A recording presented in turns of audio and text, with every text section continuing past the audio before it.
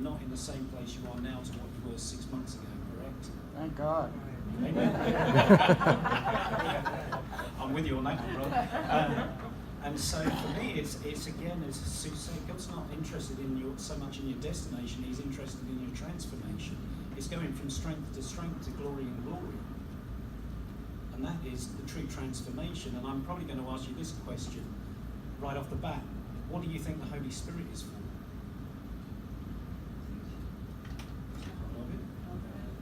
Teach, comfort, yeah. Anybody else? All the fruits of the Spirit. Gives, relationship. They're all correct. This is how I look at it. The reason why we have the main reason we have the Holy Spirit is to make us look more like Jesus. Yeah. Transformation. Because we can't do it by ourselves. The only way we're going to get transformed is by the Holy Spirit. And so that's another part of him living in us, because he takes us from strength to strength and glory to glory. And all the rest of the answers are right, but I just truly think the Holy Spirit is there to transform us. But also in our transformation, we get to transform others. That's a part of our purpose. You know, that's a part of the mandate that God's given us. And I'm passionate to see revival in every area. You know, whether that's geographical, whether that's one person, is that I want to see the revival of God in people's lives. Amen. And the only way that sometimes that happens is by us sharing, by us with our testimonies, by us with prophetic words, with us laying on hands. No matter how it comes, I mean, you know, revival doesn't start with a group, it starts with one man. You look at it in history. And also, revival doesn't start with mega churches. Revival starts with a very small group, in an isolated place, totally hidden, and then all of a sudden the glory of the Lord comes and an explosion happens, and it affects hundreds, if not thousands of miles. People just travel from all over the place. Why? Because God's not about the masses. He's about, I want to show myself strong in a small area. I want to show myself strong in people that actually have a passion for my heart to see transformation. See, we all carry revival. I look at it very simply. You are revival. You carry revival. That's who you are. That's what the Spirit of God is about. And this is why, again, that you are on this journey, because wherever God sends you, then you will bring revival if that's your passion. It's to truly release God. Anyway, it's not my message. It's just I'm just looking at the basis of, you know, as a body of Christ, we need to be out there, not only just spending time with God, but releasing the life of God. How is anybody going to see Jesus if they don't see it through you and I? Amen? Amen. But this is what we are, guys. This is who we are. It's not because we need to, it's because we can. And we get to. Amen, sister? You know, so for me, it's a basis of what we carry is what people need. But are we actually going to step out? Or are we going to stay reserved? I mean, the only way that we're going to see church outside of these four walls is to take it with us, is to carry the kingdom. Jesus' purpose, and this is where I'm going sort of on this message, is Jesus had a divine purpose, and it was to release the kingdom. And that's our purpose. What is our true mandate? Is to demonstrate and prove the perfect will of God. So what is the perfect will of God? You may ask. Heal the sick, raise the dead, cast out demons. That's the perfect will of God. I mean, when you ever looked at Jesus' life, he was transforming the places around him. We get to do the same. We've got the same Spirit in us that lives in Jesus, that raised him from the dead, so why aren't we demonstrating it? See, these are all the questions that I go through. This is what should be burning in our hearts as a part of what he's called us to do. This is our purpose, or a part of our purpose. You may have a defined purpose in life of a people or a group or an area that he's called you to, but our purpose is to demonstrate and prove the perfect will of God. Amen? Amen. Very quiet out there. am I beating you a bit too hard first thing? Go for it. Bring it on. Because, guys, whether you're first years, whether you're second years, whether you're alumni, man, this is how we get to live. This is what we do. get out there and change the world. Yeah. But if you've only been called to one person, you've only been called to one person. If you've only been called to one area, stay in your swimming lane. You know, you may think that at the end of the day is, oh man, I want to preach to the millions. If God's only called you to one area, stay in the area, because that's where you're going to see the fruit and the glory of God arise. If that's your influence, and that's great. But try not to get out your swimming lane. You know, because again, I look at it with Peter and Paul. Did Peter not actually go to the Jews and Paul went to the Gentiles, but as soon as they crossed over their areas of influence, they nearly got beaten to death? It's because they were out of their area of influence. It's the same with us. Our purpose is to find out, well, what is our area of influence, Lord? What are the people group? Where do you want to send me? What do you want me to do? You know, I mean, Andrew himself, as you know, as a global minister, that was his calling, but he still had to grow into it. He still had to develop his character. And his character and his nature to uphold the gifts that he's been given and the grace that he's been given. You know, and I put it this way, guys, is that spiritual gifts are free, but spiritual maturity is expensive. Our character has to uphold the gifts. That takes time. There's no quick way. You know, and Sue and I love to impart. Impartation is a great thing, but impartation doesn't take you on a speedway to generate yourself in a place of maturity. You have to grow and mature and develop your relationship with God. And so the gifts are free. We can receive those greatly, and we may operate in them amazingly, but if we don't have the character to carry them, then we're probably going to fall down at some stage. But I look at Andrew of where he was in 1968 to where he is now, and there has just been steady growth in all that he does. Because his character and his nature and his relationship with God has just grown and grown and grown. And I truly respect him for that. You know, the ones that go out like a shot in a gun, they're the ones that probably are going to fall down very quickly. Because again, they're not allowing the Lord to really develop them in their character and their nature and their heart. And I'm going to say it like this. You know, Psalms 103 verse 7 says, Moses knew his ways, but the Israelites knew his acts. To me, the Israelites were only happy when they were seeing the signs of God, the signs, the miracles, the wonders. Moses truly wanted to know who he was.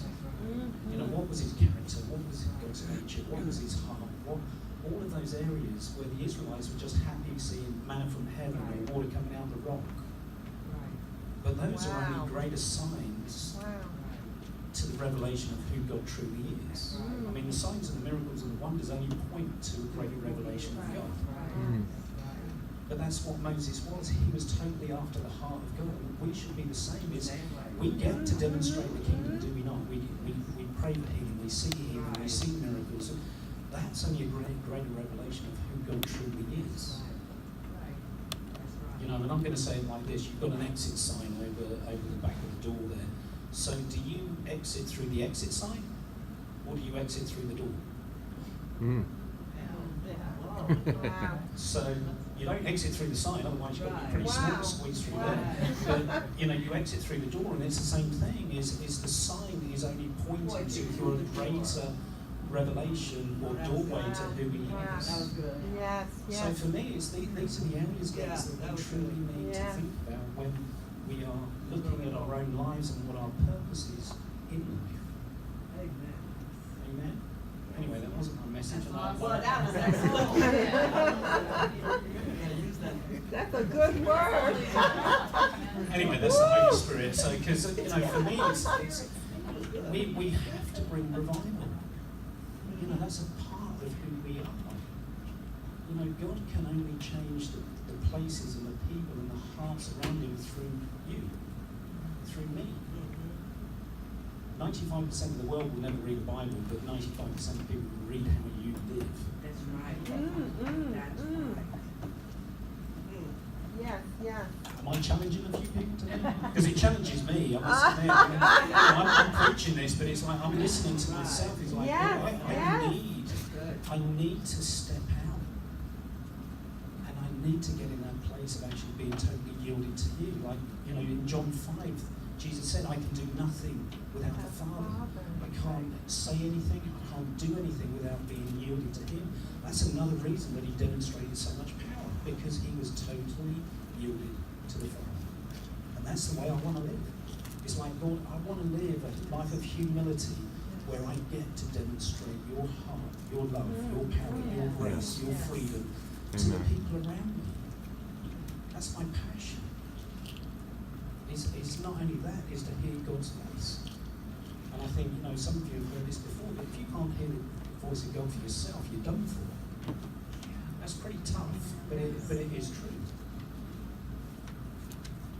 And this is why, as I said, Isaiah 55:3 says, "Come to me, listen, incline your ear, and your soul shall live." To hear his voice is to live. But it's not a semantic, it is a commandment. Come to me.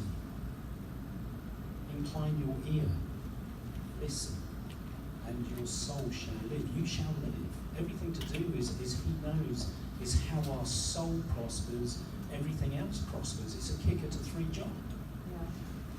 But here it is in Isaiah, and this is what I'm saying, guys, is how we hear his voice, how we spend time with him, how we interact with him, how we get to live and move, and how our being, as it says in Acts, is what we become. But we can only do that if we spend time with him. I don't spend enough time with him, and I'm being truthful. I would love to spend more time just sitting at his feet. Amen. I live a busy lifestyle. I think even before, I haven't even shared with Kevin, but I've got now 4 departments that I look after. I look after public relations, which includes community relations and what else? Advertising and crisis management. That's just one department. And then on top of that, I've got partner relations, and then pastoral relations, which we've got about 7,000 pastors on our books, I think. And army and continuing education for ministers. So I have a lot. I've got some incredible managers that I am seriously blessed with, but I have a busy life. So I know that sometimes I have to be very purposeful in my relationship with God, to hear him, to know his character, know his ways, know his heart. And especially when we minister, because I never want to minister out of my own strength. Amen. Because that just becomes like a clanging gong. Amen. And there's no way I want to become a clanging gong. It is Holy Spirit. And I can tell you there's been some times where, and I'm just being truthful, you guys are ministers the same as I am. There's been times where I have stepped up to the pulpit and I'm thinking, I am so tired and I am so fatigued. Lord, I don't even know what to speak today, but when we are totally engaged with the heart of God, everything just starts to flow. And for me, that is a true place of yieldedness. And as I said, this is not even my message. Mine is about we're talking about purpose, but our main purpose is to know him. Amen. Yes. Amen. And everything out of that flows. Amen. There's a transition that happens.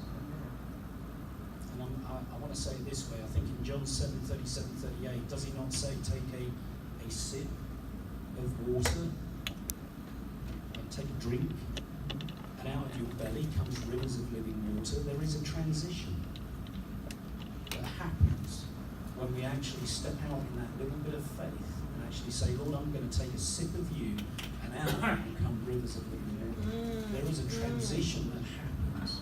It was the same when Jesus died and was resurrected. Did he not pay for poverty to make us rich? Did he not pay for sickness to make us well? There's a transition that happens when we enter into that place and space of getting into the situation of just locking into the Holy Spirit. And we need to lock into the Holy Spirit. And I don't know why I'm going, sort of going these directions at the moment, but I just want to, again, show you certain elements. So the Israelites, with Moses, were they or were they not in the wilderness for many, many years? And so they fought with swords, they fought with their own strength, they fought with battles, everything else, and then they went to the Red Sea. And their backs were against the wall, but then God parted the Red Sea and they all went through and they came out the other side. So what do you think water represents? Holy Spirit. So what happened? What was the first thing that happened when they came out and went into the promised land? What happened with Jericho? See, when they fought in Jericho, they didn't fight with swords and everything else. They fought with the power of God, and they took a whole city down by what? Dancing and leaping and praising God. You fight with a different spirit, guys. See, we miss these areas. God has given us a spirit of a living God that we actually get to battle in a different spirit without our own strength. But we have to recognize the basis of Holy Spirit. What do you want to do? Holy Spirit, where do you want to go? You know, how do I live and move and have my being? But all of these areas that you see in the Old Testament give us a greater revelation of who He is. But we live in the promised land. We don't live in the wilderness. We may have wilderness moments, do we not? Where am I going? What am I supposed to be doing? And all those other fun things. But at the end of the day, we live in the promised land. And I'm going to say this to you guys. How many of you ask about where you're going, what you're doing, how, you know, we go to God with information and questions, do we not? You know, and I'm a bit of a slow learner, sometimes. And so I was in the shower, and I had this situation coming up, and I needed God's thoughts and wisdom on it. And I'm going to ask you this question. How many of you ask informational questions and then never get an answer? Hello? It's like 95% of the time, that's with me. It's like I ask, okay, what do I do next? Where do I go? We may get the answer a couple of days or a couple of months or a year down the line when we're not even expecting it, but most of the time when we ask those questions, it's like, And so I was in the shower and I asked him a question, informational, and it was like, And I said, Lord, I'm trying to seek your heart on this. And he said, well, son, maybe you're asking the wrong question. I went, okay. So, what question should I be asking? Right question, son. You see, because it's not informational, it's relational. Everything is about relation, systems. And so I went, okay, Jesus, what question should I be asking you right now? Boom. I had the answer because there was something that he wanted to speak to me outside of the realms of what I was trying to ask him. So I'm just going to say to you guys, if you're asking informational questions and you're not getting the answers, then maybe say, Lord, what question should I be asking you right now? Because it re-engages you into the basis of the relationship with me.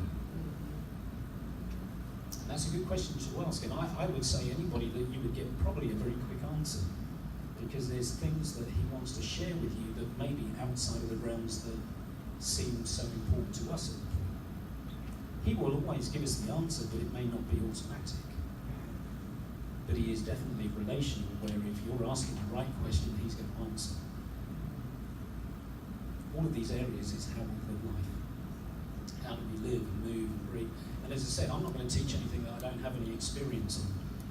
And to me, these are the areas that I've had to learn myself through the hard ways. But now I have those elements and revelation of how do I engage with God and how do I ask the right questions. It gives me areas that not only transform my life, but transform others. And that's what we do. That's a part of our purpose, is it not? It's transforming not only our own life, but transforming the lives of others around us, whether they're born again or not. And I'm going to say, everybody that you speak to is eternal. Everybody you come across is eternal. They're either going to be in one place or another. Amen. That's right. But they are eternal. So what are we doing? I'm just challenging you again. It's just, guys, everyone we come across, we can learn something from them, but everyone is eternal, where we have a mandate to be able to share the gospel. And we need to. This is who we are. We don't shrink back. We only move forward. And this is how we advance the kingdom. This is how we develop the area of our own ministry in regards to helping others. I mean, I'm not here to build my own ministry. My heart is to see you guys succeed in your own ministry or whatever God's called you to do. And that's it. You know, God will take care of me, whatever, and I really don't mind, because, again, I had to answer a very difficult question that the Lord asked me about the ministry that we were in. And this was probably only about a year ago. And so we've been going since mid-2016. So he said to me, son, if you don't do one more thing for me in the kingdom, are you going to be happy? See, that was a difficult question because he knew my heart back in England, that my business was my identity. Everything was about me, myself, and I. I'll sue shit on him. I was a very selfish man until God got back hold of me and changed my heart. But it was the same style of question. Are you going to allow your ministry to define who you are? Or if I ask you not to do one more thing, will you be happy? And will you know how much I love you?